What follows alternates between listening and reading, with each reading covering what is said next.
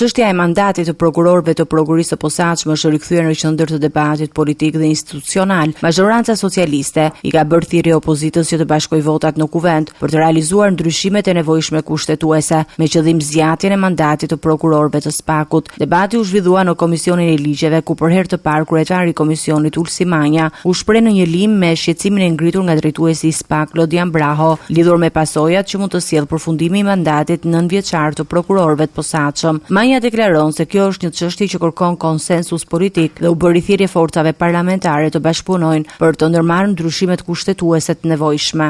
Kushtetuta nuk është tabu. Nuk është tabu sepse ne kemi ndërhyrë disa herë kushtetutë, kemi ndërhyrë dhe për ato që tha zoti Bylykbashi për ligjin e dekriminalizimit dhe që secili e mbron atë pronën e vet se ligji i dekriminalizimit ka qenë ndër ligjet e para që kemi miratuar në parlament. Mirë është që e miratuam, shqyr që e kemi në fuqi. E kemi prekur kushtetutën edhe kur bëm reformën në drejtësi që bëm këtë zgjidhjen dhe zgjedhjen që ju të kishit një mandat 9 vjeçar pa drejt rizgjedhje, por vetë shtroj pyetjen tani.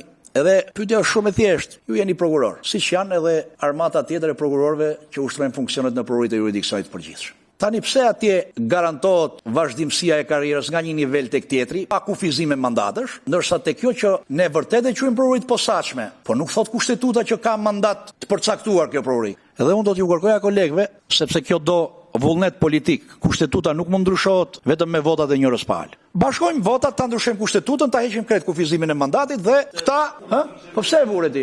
140 vota kemi dhënë për ato. 140. Jo mos ke pse e thu fare ato. Je kundër zgjatjes. Pavarësinë e institucionit. Po pse ku? Për këtë ta ka thënë komisioni vet.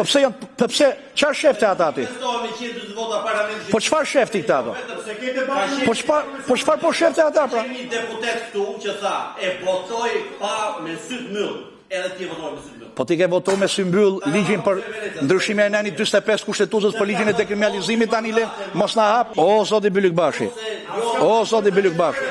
Të lutem, mos hym këtë debat tani.